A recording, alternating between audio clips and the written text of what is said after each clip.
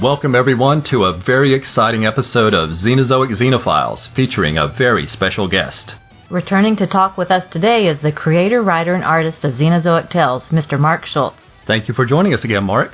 Hey, I'm glad to be here, Darren and Ruth. It's good to talk to you again, and let me say again that I appreciate all the great things and promotions you've been doing for Xenozoic Tales. Really appreciate it. You're very welcome. We're just excited to get to share your stuff and hear about the new stuff from you, and now to get a chance to sit down and talk with you again. We were actually just looking at our calendar, and I think it's 1 year, 1 week, 1 day, and 1 hour ago that we last had our talk. Oh, no, really? I didn't know it was that long ago, but yeah, I guess we should make this at least a yearly thing, huh? Absolutely. I like that. And it's funny. I wouldn't have remembered exactly what it was, except we sat down in Skype. I saw the Skype list of our previous calls, and it's like, oh, there it is. Wow. Well, let's talk about that. Since we last got together and talked, you've been busily working on the new Xenozoic Tales book. And we're just wondering, what has it been like for you to return to the series? You know, what's been fun about it? What's been challenging? Or what have you thought about it? Well, it's been over 20 years since I did the last story, so, you know, I'm 20 years older, my mind's in a different place, and, yeah, so that has affected. I still very much enjoy the characters and the setting, but, you know, different issues, different ways of looking at things, I think that just comes with, you know, changes as you get older. You know, they've become more important to me, and things I wouldn't have considered 20 years ago. So I think that has absolutely impacted what I'm doing with this new story, and I hope other people find it as enjoyable to read as I'm finding it enjoyable to get back to this again.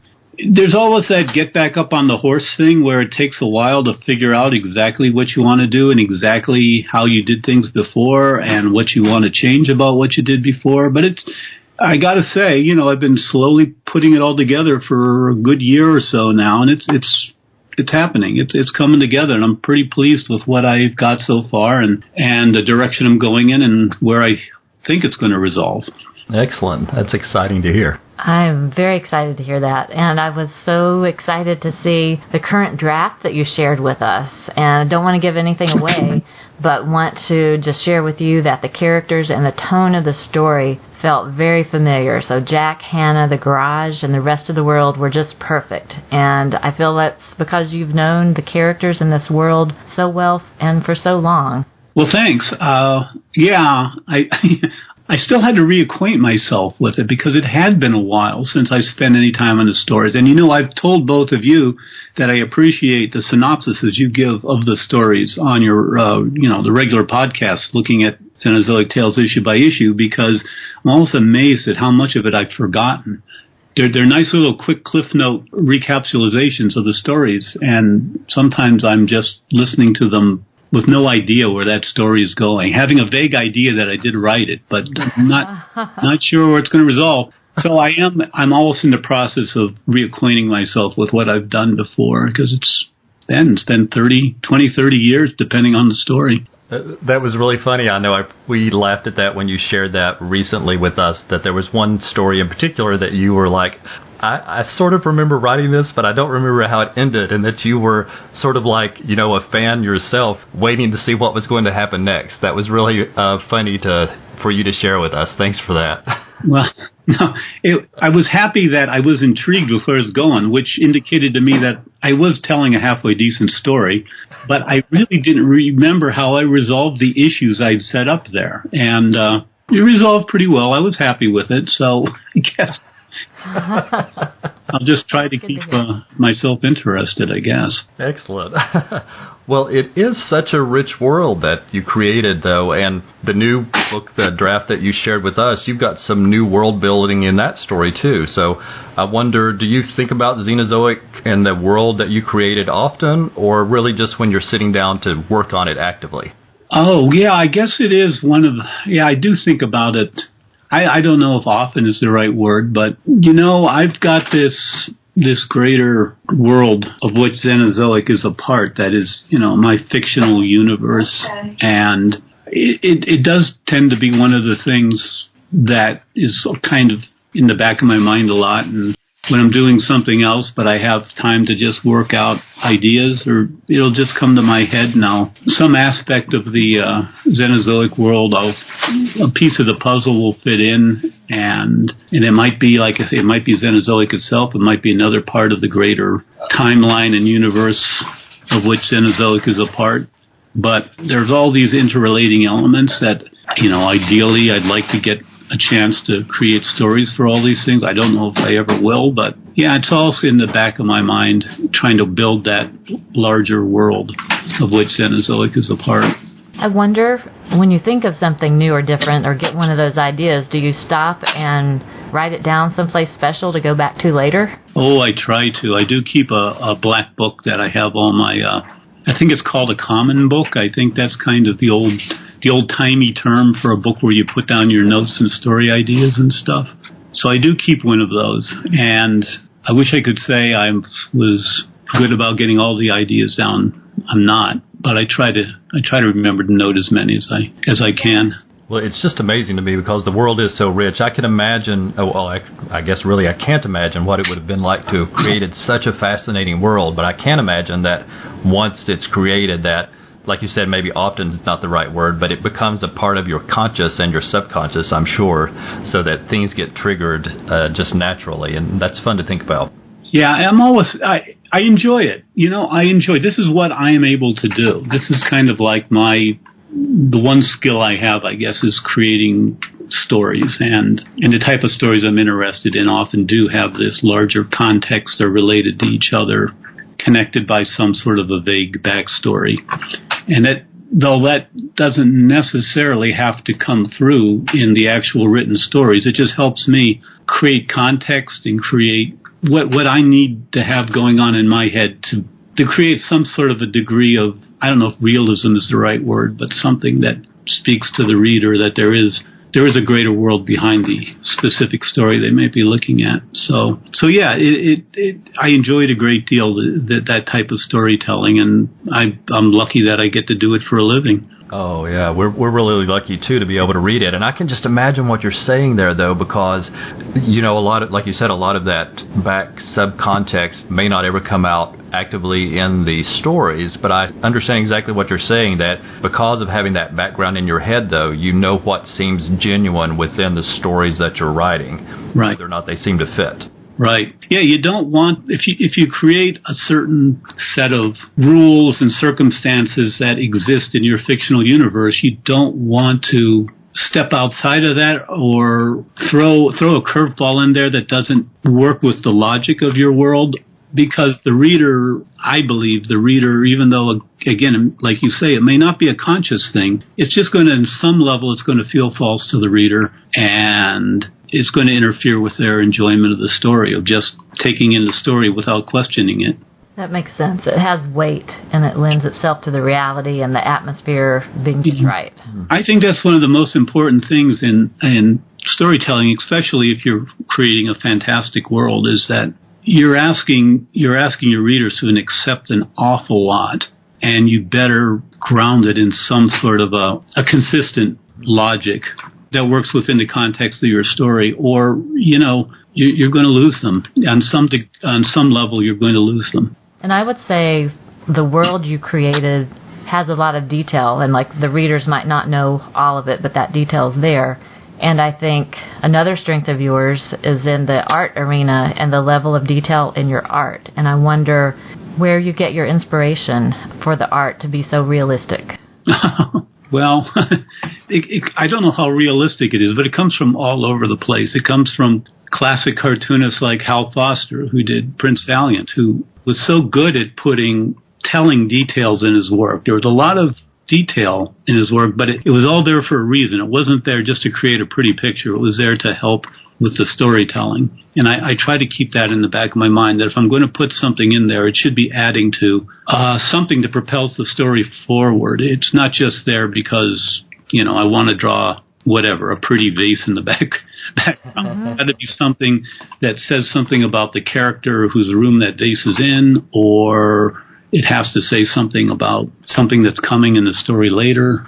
So I try to keep the details pertinent somehow to the story. As far as I just have so many influences from great cartoonists like Hal Foster and Wally Wood and Al Williamson to illustrators, great illustrators like Frederick Gruber, Fortunio Mantegna. I know I'm forgetting all sorts of people here, all sorts of influences, but then there's also the influences from the cinema, like great cinematographers who did wonderful work in black and white filmmaking, working with shadow and light and creating implications of depth or conversely flat design with their photography skills. These are all things that go into creating, inspiring the images I want, or the feeling I want to create in the images of my work. That's fabulous description. I love the way you just mentioned, though, about the vase, that it has to say something, even if it's just saying something about the person whose room it's sitting in. I had never thought of that. That's fabulous. But well, you read about, or if you study, I guess, the great film set designers or people who dressed the sets and worked, of course, with good directors who were real strong storytellers. All those details had a reason for being there, And I try to carry that over into what I do. I don't have a team of people working with me, but I try to be very conscious that if I'm going to put a telephone in there, what should that telephone look like? Or if there's an object on the desk, what should that object look like?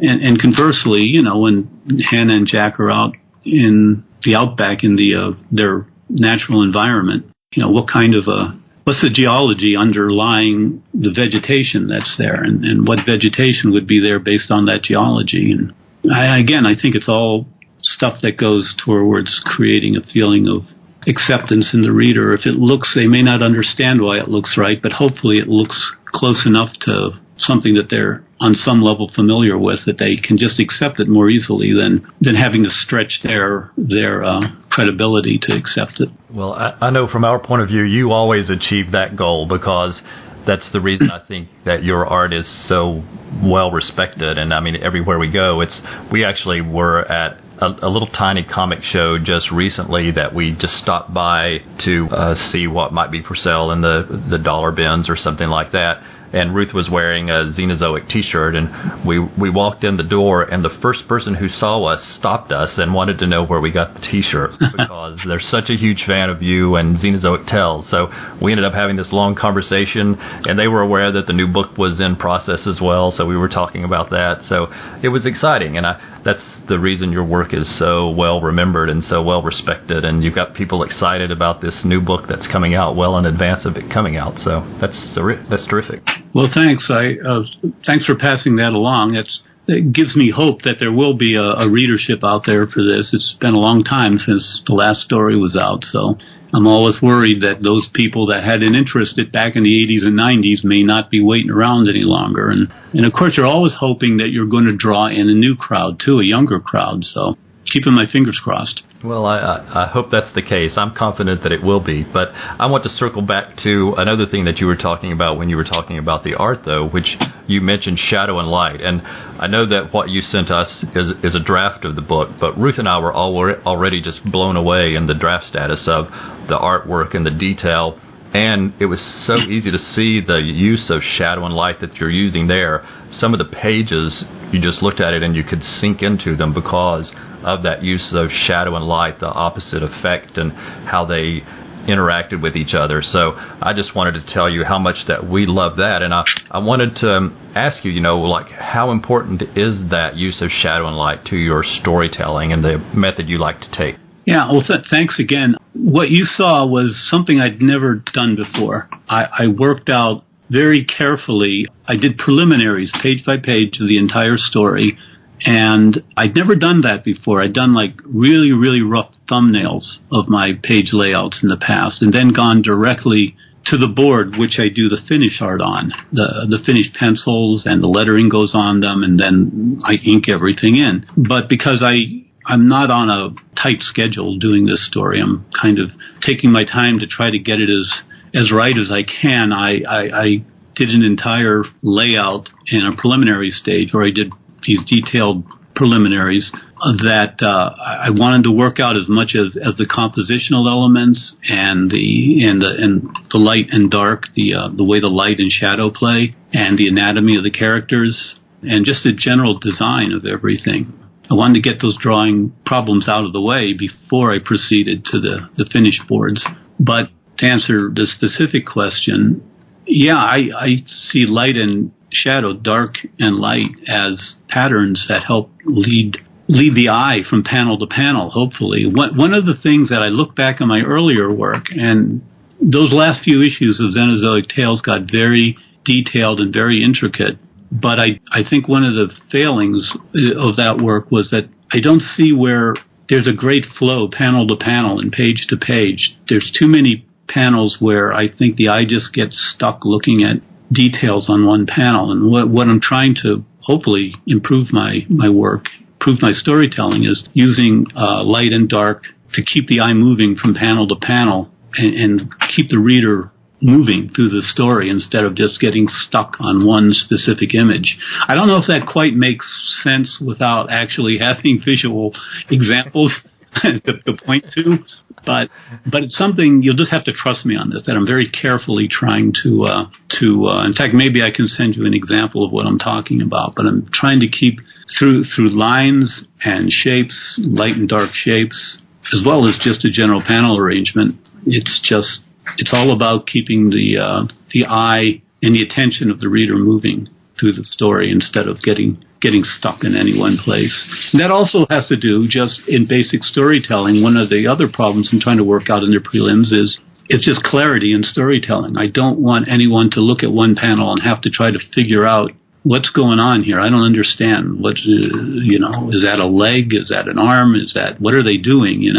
I want it to be perfectly clear. And so what you two saw was the preliminary, the visuals without the script. I don't have the script, the dialogue completely set yet. So you just saw the visuals. And one reason that I wanted you to look at that was to tell me how much you could figure out of the visuals without the script. Because I want as much, again, something to figure out in the preliminary stage. I wanted as much information as possible to be conveyed as clearly as possible in the images. And I appreciate very much the feedback you've given me on that. Well, I'll say I know that you were very successful with what you're wanting to do, because I hadn't really thought about it, but I know when we wrote you back with our thoughts, we ended up writing about entire sequences, because that's actually the way we saw the book. We didn't see it as pages and panels. There were sequences, several pages, where this sequence felt like a coherent piece. Mm-hmm. And so I didn't think about that when we were writing you back with our feedback, but that I think you hit what you wanted to, because that's the way it flowed to us. It's like it went from, an elaborate sequence to another elaborate sequence. So. Oh, good. That's encouraging. That's exactly what I want. My favorite director, film director of all times, was Howard Hawks, and he said that he looked at film as a set of scenes or sequences, and say you have 20 of these scenes or sequences in a film that add up to the whole story.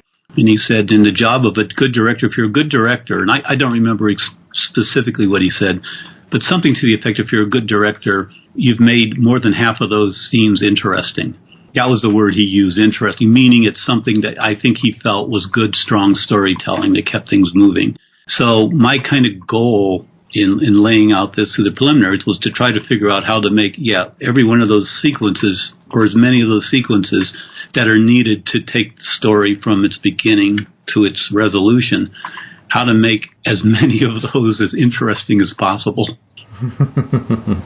Well, you succeeded. I know. It was a great way to look at the art, almost like a silent film, without having the dialogue there, and to just really go through and be able to absorb the story without having the conversations laid out or any narrative laid out. And that's another good source of inspiration that you've brought up, is silent films are so great for exactly that, to figure out how to convey information as visually as possible. We're huge fans of Buster Keaton and Harold Lloyd. Oh, God. We love watching their films. Cannot go wrong. You cannot go wrong with those. And you see, where they needed to, they would drop in the dialogue. But definitely the best of those they refined it so there was as little of those dialogue pauses necessary as possible. Absolutely. They both could tell the story through the visuals and through the facial expressions. Yeah. I remember when we last talked that you shared there was a third major character in the new story, and that you were wanting to make sure that you got the dynamics right between that new character, Jack and Hannah, and I wonder if you feel that you got the balance the way you wanted it to be. That's one of the things that I'm still resolving into dialogue, actually, because I do want it to be just right. I think I'm pretty close to where I want it to be, but I want that third character, and I probably shouldn't say too much here, but I don't want her to be a villain. I guess I'll say that. I don't want her. She's definitely a sort of antagonist to a certain degree, but I don't want her to be a villain. Yeah, I'm trying to get this balance between the three characters, this new character and Jack and Hannah. And it's sort of a triad, this story, between the three of them. But yeah, I'm still trying to fine-tune that, yeah. I'm sure that will be just what you want in the end, because I know we really liked the character and really enjoyed spending time with her. Absolutely.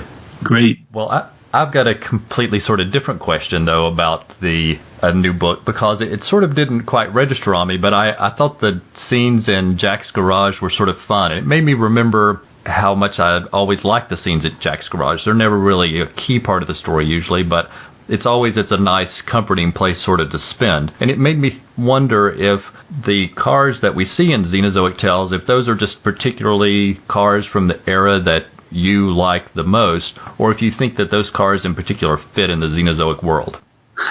Well, I'll be honest, right. I just like drawing cars from that particular age, early 50s mostly. I think that is the high point of American industrial design or automotive design. I just think they're lovely. A little earlier than that, and the design is it's not quite there yet. It's a little, what's the word? It's not quite as sleek, not quite as aerodynamic. And you get a little after that period, after like 1955, 56, and the form overtakes function. It becomes, that became the era of the big fins and stuff, and it's just, the ornamentation became more important than the solid design, and you lose something after that point. And then as you go forward, more and more, it became more and more about gas mileage, and every car becomes more and more geared towards just being as aerodynamic as possible to save gas mileage. So you move past the beauty of the design of that one kind of sweet period, for me, that's late 40s through the early 50s. So, long answer, but I love that period. That's why I do the cars. The overriding kind of rationalization I give is that would have been the era where the integrity of the bodies of the cars was at its high point, and they just lasted the best over time. And that's why Jack continues to use them. No, I love that answer, because it goes right back to what you were talking about, that, it's not out there clearly in the story, but you've got a reason for that, and that's why they seem so natural in the world, because that period, the cars just fit in this world. The later and the earlier, they wouldn't fit as well. So, and you've got that reasoning in your head for why that happened, and that's why it works. Yeah. So that's a great answer. I like that. Well, it's kind of retrofit reasoning, like I say. The truth is, I just love the look of the cars. Well, you made it work. And they ride pretty low to the ground, so you figure the terrain they're going over, those axles wouldn't last very long before they were. That's a gimme. That's one of those gimmies that I've gotten away with so far. I think it works. It does. Yes. I wanted to ask about a Facebook post that I saw some time ago that showed some illustrations of giant bees. It was a preview post for fans, and I wanted to ask if you were thinking about the current issue of the declining bee population when you decided to use bees in the story, or some other reason. I'm very interested. One of the underwriting interests I have that goes into Xenozoic Tales is our human relationship with the environment, and as part of that, I am very interested in the situation with our domestic bee populations and now some wild bee populations. But that wasn't a specific reason I'm using bees in this story. Giant insects are just really cool. And they're right up there with dinosaurs as far as I'm concerned. So I like the idea of what kind of was the incentive for using bees in this story was the idea that they're a hive creature which has a hive intelligence. They're social creatures, and I just find them fascinating. And even though their intelligence isn't our intelligence, there's a lot of similarities between how we humans interact societally and how bees interact too, to the greater benefit of their hive, their society. So I just find that interesting, and I could use that in this the idea for this story I had. I appreciate hearing that. And what I know is I would hate to encounter a giant bee, so it's very scary. No. Well, you know what? We're lucky. We've got our backyard here where we live has a number of different bees, bumblebees, all sorts of different bees, actually. And my wife plants wildflowers that will attract bees, so I get to see a good variety of them. And I've done some videos of the bees, and I want to post at some point on the Facebook page. But they've been a real inspiration for what I'm doing in the story, even though the species of bees, the giant species that I have in the story, are completely manufactured by me. I want them to be following rules that other bees follow. Right, some foundation. Some foundational stuff, yeah. Even though, again, an insect that size wouldn't work. In the real world, there's reasons that insects don't get all that big. But so that's another one of those gimmies that we'll just accept that they've got some sort of a hydraulic system working their wings that allows them, and some breathing mechanism that allows them to get that big. And actually, one of the backstories to that is that the Xenozoic age, I figure, has a higher oxygen content than our current atmosphere, our contemporary atmosphere. And higher oxygen content, turns out, does allow for larger invertebrates to flourish. The mechanisms, the breathing mechanisms that insects have function better and will allow for greater size in a richer oxygen atmosphere. So, again, that's my rationalization. It makes sense to me. Okay, that's all I need to hear. And Ruth has a science background, so that's good. Okay. Yeah, let me know if I go too far afield. I'm always looking for feedback on this stuff. Well, talking about some feedback, last time we talked, you mentioned that you were going to chain yourself to the desk and hope that you didn't go crazy working on this new book. So I'm just wondering if over the last few months you felt you got a good balance of working on the book, but also getting some time away. Well, to be honest, for the last few months, I haven't been working on the book. I've had to work on commissions and other assignments that are helping to pay the bills. The Xenozoic story is something that I'm not going to see any kind of financial recompense for until it's done. So it's going to be a long process of having to take on other work to subsidize it. So I'm away from it much longer than I'd like to be. But yeah, I can't complain. It's good that I get away from it and get some variety so I don't get stale just working on one thing.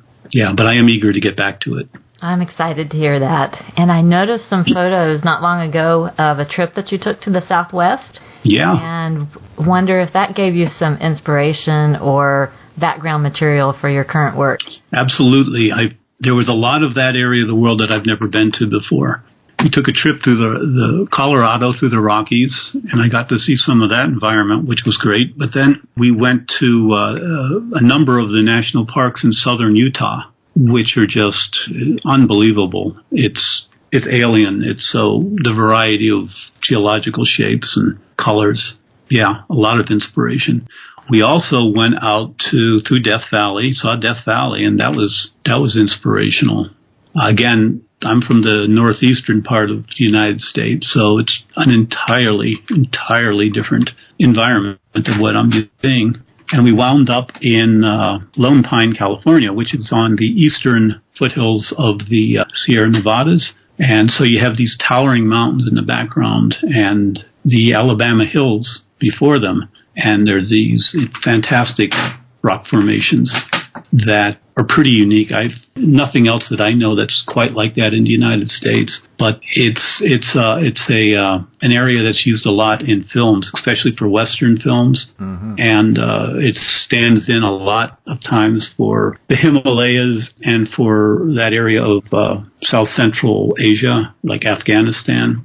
contemporary film goers might recognize it from the beginning of the first Iron Man film when Tony Stark is supposed to be demonstrating his new missiles in Afghanistan. That was the Alabama hills, and the Sierra Nevadas standing in for the Himalayas. I loved it because not only is it ungodly gorgeous and otherworldly, but it's also has this great rich film history, Hollywood film history behind it. Yeah. So anyway, all this stuff is going to show up. I mean, I've already started to incorporate some of the rock formations I saw into some of the environments you saw in the preliminaries. That was so exciting because when we saw those photos on Facebook, we were just thinking, it looks like you're having lots of fun, but at the same time, it looks like you're right out there in the Xenozoic world. So it was just like, he's doing some work on the side, I bet. Absolutely. I mean, what could be better? I get my work and my enjoyment, or the things I enjoy are pretty much the same thing. So yeah, I was doing a lot of photographing and a lot of not enough, but some sketching. Yeah, I got a lot of ideas from that trip. Well, Mark, it's been fabulous to chat with you again today and to learn more about the book and other things that you're working on. But we wanted to mention one thing, which is to encourage listeners who want to learn even more about what you've been up to pick up issue 15 of Comic Book Creator from Tomorrow's Publishing that came out just recently. And there's an amazing, extensive interview in there with lots of photos and art. And we just loved that book and just wanted to mention that and compliment you on that excellent book that came out. John Cook did a great job. And it's visually just stunning, too, the layouts he put together. Yeah, I loved it. Loved looking through that. Appreciate that. And as I was looking through, I noticed photos of you and your wife, Denise Prowl, who we actually mention in our credits almost every episode of our show. Denise, I won't say minimal, but comics aren't her thing. She appreciates them, but she's got this reputation within the business and fandom because she does my lettering and coloring. So she's always amazed when her name pops up on the internet. Stuff. She's an illustrator who does her own thing. She does children's book illustration. And this is kind of just something that marriage kind of sidetracked her into. It was convenient. Yeah. And it was just delightful for us to see the photos of the two of you together. There's some really gorgeous photos in there from your wedding day all the way up to current time. How about that? I had a head of hair back then. Jeez. And I also spotted a photo of you with Ray Harryhausen. Yeah. And you know that we love his films and thought that was a great photo. Oh, he was such a delightful guy. Boy, it was fun I was lucky to get to spend time with him. A really, really nice gentleman. And how did you get the opportunity to meet him? And how many times were you able to? Well, back in I guess, would have been the early 90s, I guess through the 90s, he was still doing conventions. He was getting older, and he was pretty close to stopping that aspect of his life, his career. But we just coincided that we did a number of conventions together over several years, and got to have some meals with him, and was invited up to his room a couple times. He would crack open these big old cases and show the crumbling remains of some of his models. Yeah. I was just there at the right time before it was too late. That was great. Yeah, that's fabulous. We love his films, and that was just fabulous to see those photos and to hear you share that. I know we had the good fortune just recently, a few months ago, to guest on an episode of Soundtrack Alley where we discussed the soundtrack to the film Jason and the Argonauts with Randy Andrews. And while we were having that conversation, because he's a Xenozoic Tales fan and a fan of yours, so it came up during the conversation about Jason and the Argonauts how much all three of us wanted to have gotten to see the movie Ray Harryhausen should have made, which was an adaptation of Xenozoic Tales. Boy, I'll tell you, to see the dinosaurs in Xenozoic done as they should be done as stop motion creatures, boy, that would have been nice. Well, that lives in my head.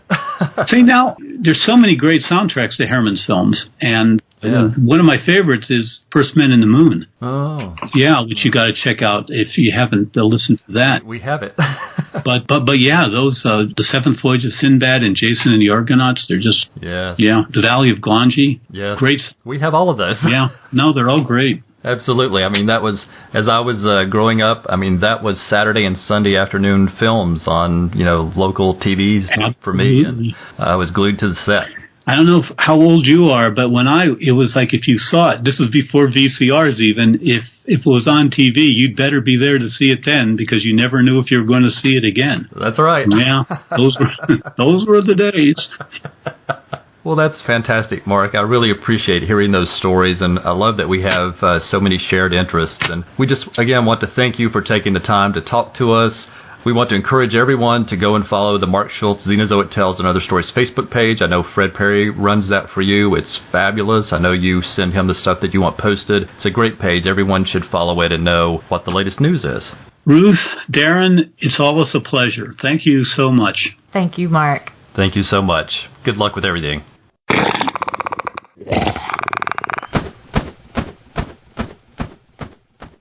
We want to thank Mark Schultz for taking time out of his busy schedule for that interview. That was very generous of him. We know that, like us, there are many fans who are excited about the new Xenozoic Tales book that he is creating, and it was terrific to get the latest updates from him. On the Mark Schultz Xenozoic Tales and Other Stories Facebook page, Mark just announced several upcoming convention appearances.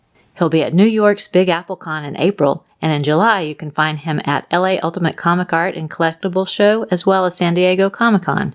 We'd love to attend one of those, but won't be able to make that happen this year. But instead, we'll be happy for everyone else who gets a chance to see him. If you enjoyed this interview and would like to learn more about Mark Schultz, we highly recommend that you pick up Comic Book Creator number 15 from Tomorrow's Publishing. It's an 84-page magazine with an in-depth interview with Mark Schultz and includes lots of great art and photos. You can buy it directly from the publisher and at comic shops and bookstores. We'll include a link to the Tomorrow's site so you can check out the sample pages and pick up a copy if you'd like. They offer both digital and print versions at a reasonable price. Thank you all for taking time to listen to this special interview. Next time, we'll be getting back to the basics and talking about another Xenozoic Tales story. We'll be right back with your feedback right after these promos from other podcasts that you may enjoy.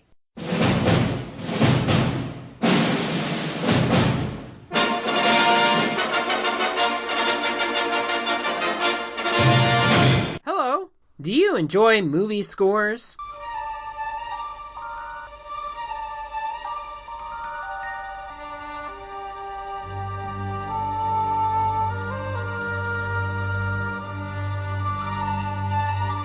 Do you like science fiction?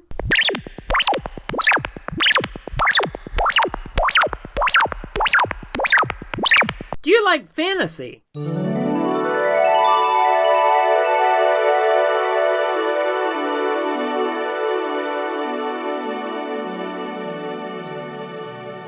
And do you like movies?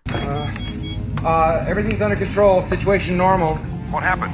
Had a slight weapons malfunction, but everything's perfectly all right now. We're fine. We're all fine here now. Thank you. How are you? Well, I have a podcast for you. Soundtrack Alley. It's a podcast where I take you on a journey through the time of my childhood and beyond to give you a glimpse into the world of movies, science fiction, fantasy, and other films that touch me on a personal level. You'll also enjoy interviews from film composers from famous movies from the past or even current time. Enjoy the interaction I have with guests on my show every so often, and check out other shows that share and guest spots. So sit back, relax, and let the soundtrack world wash over you. And check out Soundtrack Alley. You'll love it.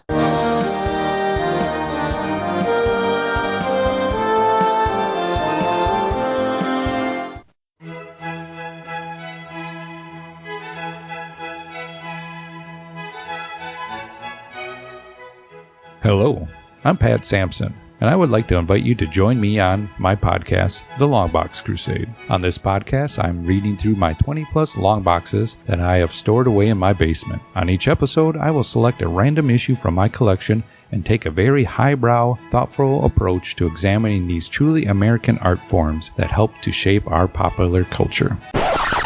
Oh, I like comics too. Can I get a comic out of my long box that syncs up with the month and year of the comic from your long box and chat about that too? Oh, and video games. Can we talk about games? Or maybe James Bond too? I love James Bond. Fine.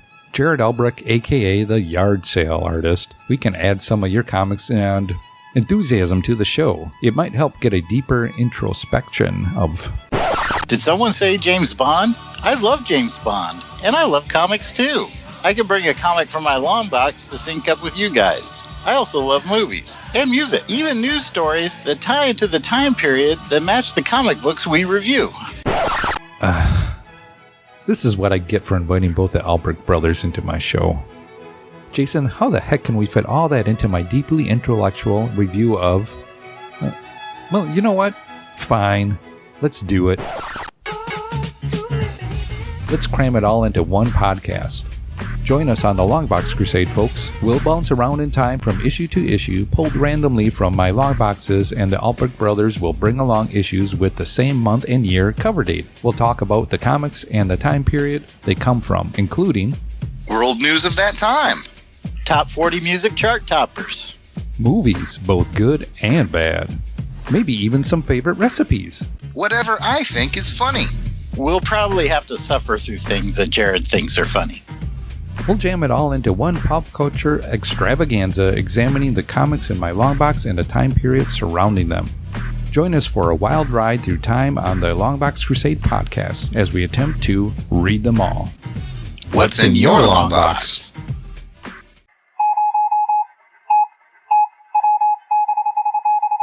Next up is listener feedback, when we share emails and other messages we've received since last time. Thanks to everyone for the comments. Your support and encouragement is wonderful, and we appreciate everyone who took the time to write in. Dr. G of the Pulp to Pixel Podcast Network and Joe Crawford of the blog for the Non-Discerning Reader shared their enthusiasm about the last episode, getting in touch to say how much they really enjoyed the last show. Noel Thingval let us know he's been catching up on episodes of Xenozoic Xenophiles. He listened to 4 episodes in just 1 month. Thanks for listening, Noel, and glad you're enjoying them. In case you don't know, Noel does the excellent Greystoke podcast, which covers the many fun films of Tarzan. Clinton Robinson of Coffee and Comics wanted everyone to know that the streaming provider Tubi TV has Cadillacs and Dinosaurs in their selection of shows. The service is free and does include minimal ads. So if anybody is looking for a way to watch the animated series, here's one option. Thanks so much for making us aware of this, Clinton. We'll be covering the animated series soon, so this is perfect timing. Daniel Barrios let us know he really likes the music we use in the introduction of our podcast. Thank you, Daniel. And he shared that he loves the soundtrack for the animated series Cadillacs and Dinosaurs. He hopes to find a copy of that CD one day. I'd like to find one too, Daniel.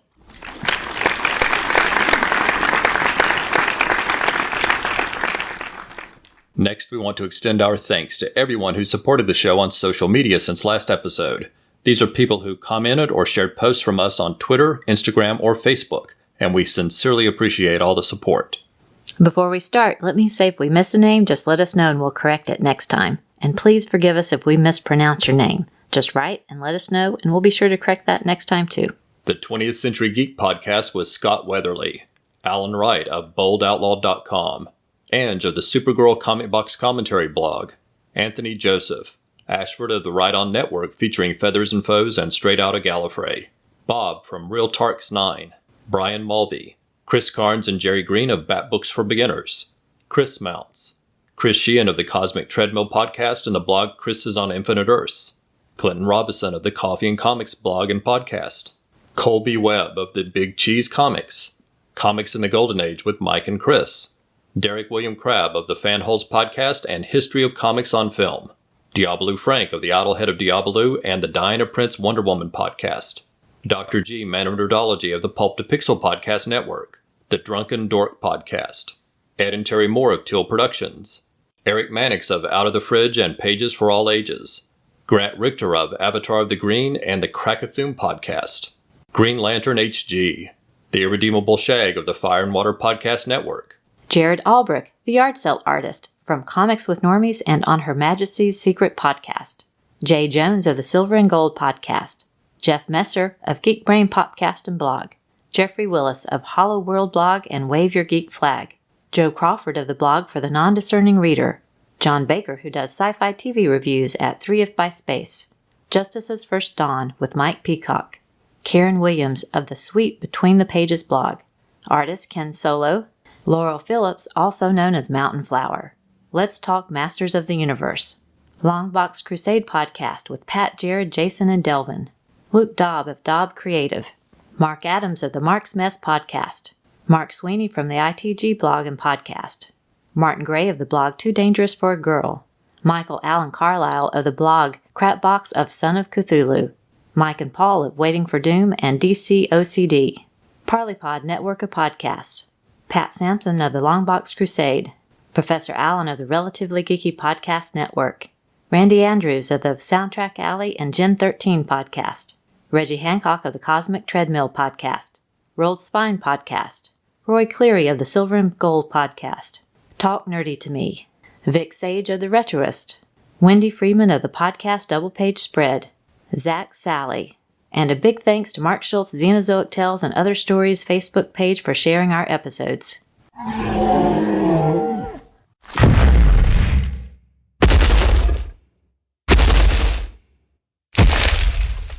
Before we go, we want to provide our contact information. Please let us know your thoughts through email, Facebook, or Twitter. If you want to contact us directly or have something you would like to have read on the show, then please send an email to xenozoicxenophiles@gmail.com. You can find us on Facebook, Twitter, and Instagram, and Tumblr under the name Xenozoic Xenophiles. You can also listen to the show through iTunes, Stitcher, or Google Play, and all of our episodes are always available at xenozoicxenophiles.com. You can also find the show on YouTube as part of the Rad Adventures Podcast Network. That's RAD, R-A-D, which is short for Ruth Ann Deeren. On the Rad Adventures YouTube channel, you'll find all of the episodes for all of our podcasts, including Xenozoic Xenophiles, as well as Trekker Talk about 23rd century bounty hunter Mercy St. Clair by Ron Randall, and Warlord Worlds about the comic creations of Mike Grell, including the Warlord, John Sable, and Green Arrow. If you like the show, please consider leaving a review on iTunes, Stitcher, or Google Play. Every review helps the podcast be more likely to be discovered. And on YouTube, we hope you'll subscribe to the channel and give us some likes on the videos. Thanks for listening, and we hope you come back next time for another new episode of Xenozoic Xenophiles.